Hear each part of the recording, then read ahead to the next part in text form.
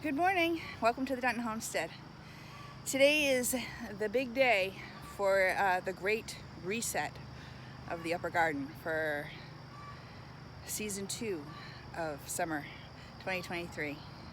We're about ready to get started. Rick has started already. He has been doing some weed whacking and making sure that he doesn't take out anything that I don't want him to take out. Right now that's just the comfrey, the okra, and the butternut squash plant, if that one can be saved. Are you ready? Am I ready? I'm already leaking. It's hot out here, muggy. It's not really hot, it's very humid. And we have a threat of rain over us, so we don't know how it's gonna go. We're gonna do the best we can with it. So let's get started with this reset. Woohoo! The first issue that we're having is the lawnmower, the push lawnmower, clogging up and conking out on us. So constantly having to be stopping and clearing that and starting up again. It's about 9:30. Phase 1 of the weed whacking is done, and now we're on to phase 2, mowing up, trying to get as much of the seed, the weed seed, bagged up so it doesn't get replanted. Even though we're going to be covering it up with weed fabric, apparently weed seed's viable for like 30 years or something crazy like that. So we're going to get as much of it as possible. It's very thick, and the old mower keeps choking out on us.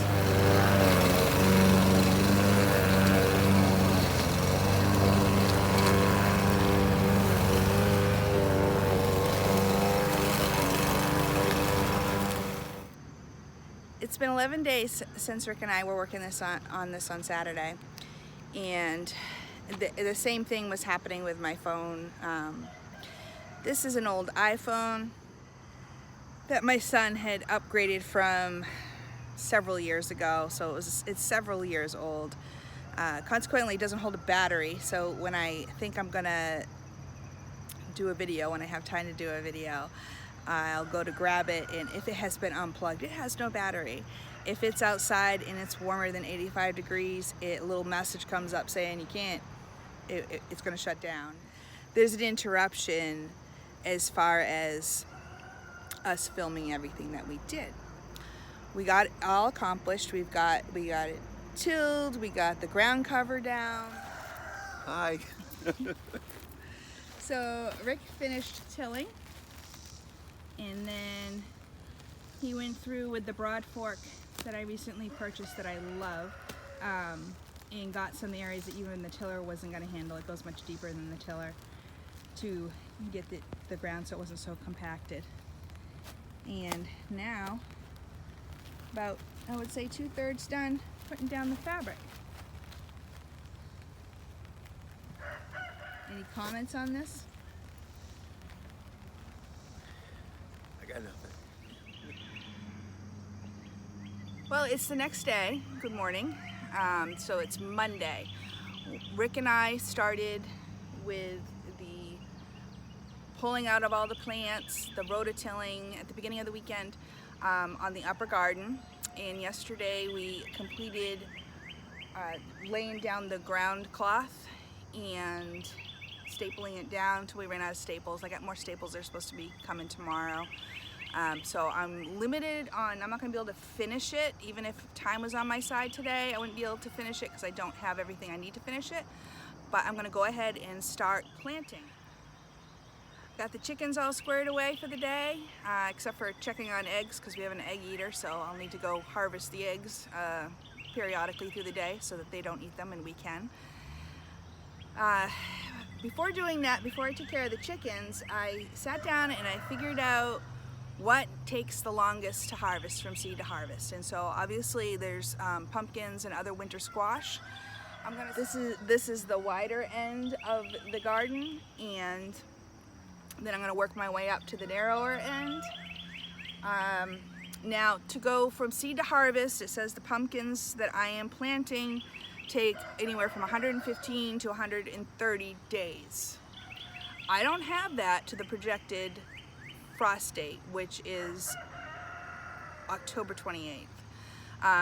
But there have been years down here where there hasn't actually been a frost. So I'm just gonna throw 5 or 6 seeds down.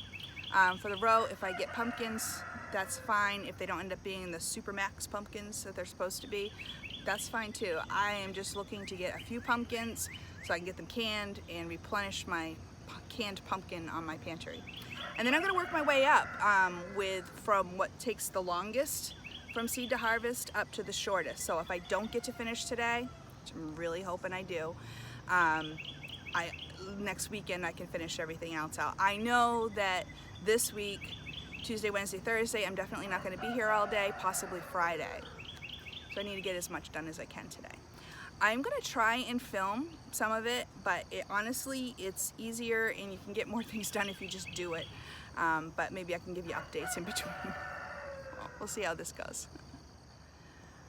I'm going to start off by pulling out new drip tape off the roll. We threw away all that we had used last year and reused this year. Gonna pull these out first, measure them out for the length of the row, and that's gonna give me, make it easier for me to measure how far it's spacing. So I'm either gonna be doing 12 inches, 24 inches, and in one case I might be doing 36 inches. Not gonna do the 6 or 8 because I'm gonna try and plant around where the hole is for the drip tape. And I realize that that's not ideal in all times. I mean, you can plant closer together, but I'm just trying to do this so that we can actually reuse the cloths for other things. We're thinking in the spring, in this whole or a good part of this garden, we're probably gonna try corn again because we did really good a couple years ago when we did corn. And if I keep them at like 12 inches, and that's perfect corn, at least up that end, that's perfect corn planting. And we'll just see how it goes. I'm starting with the pumpkins and the vine crops, or the ones that take up more space down here because there is more space. And the year I had huge pumpkins, they were planted right here. So I'm gonna go ahead and get started.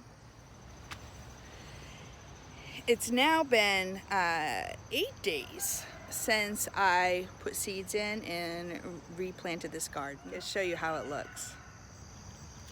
I planted tomatoes. Not all have poked up, but we do have some that have poked up.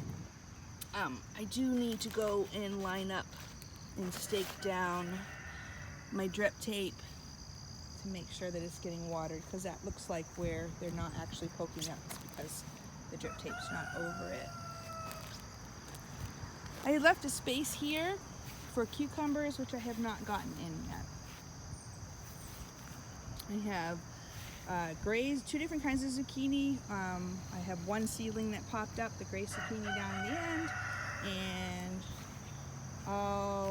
4 of the 5 of the black beauty zucchini is coming up nicely.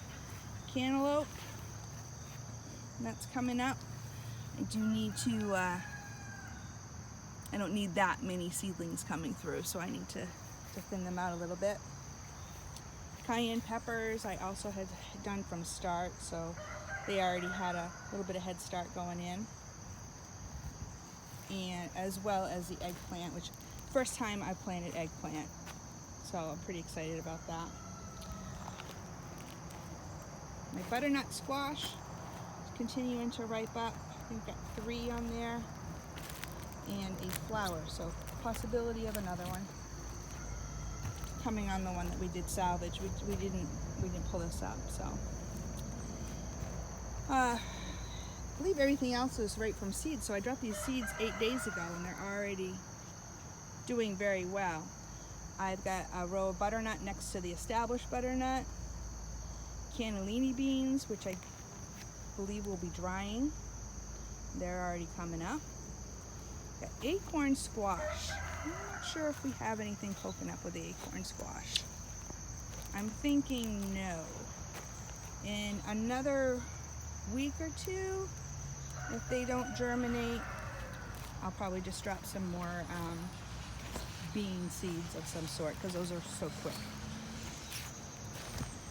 And I have mixed bean row right here. Golden Hubbard squash. Looks like all but one germinated.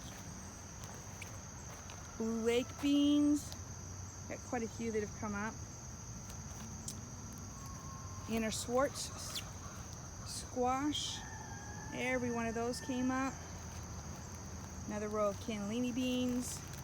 And then 3 of the 4 pumpkin came up. So I'm pretty excited.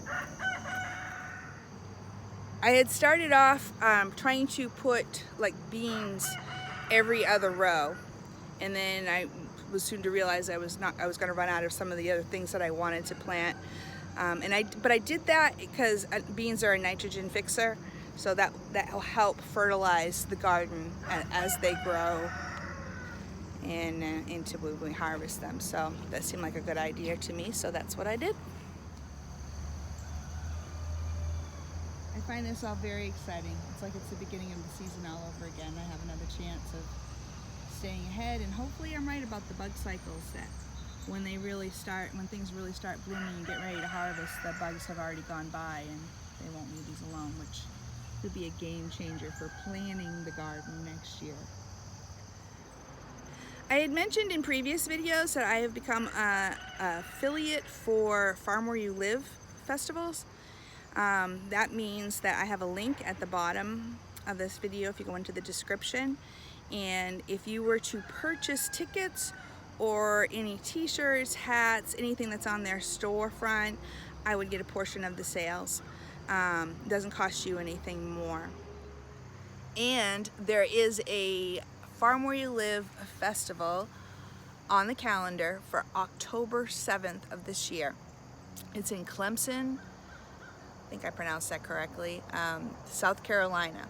If you go to the link that is below this video, you'll be able to find, if you're interested in finding tickets. If you're in the Carolinas region, I would seriously consider going there if you like to be around like-minded people. There's workshops, there's all different variations of what the tickets cost, from general admission to VIP. There's camping options, and anyway, all the information is on the website. So go ahead and click there. I've got my tickets. I'm not sure exactly who all the speakers are yet, but I know that I've never gone away disappointed. Thanks for joining me on this video. Click like and subscribe to this video if you're not already a subscriber. If you are a subscriber, thank you so much. My little YouTube community here is slowly growing, and I appreciate that. Be a blessing and be blessed.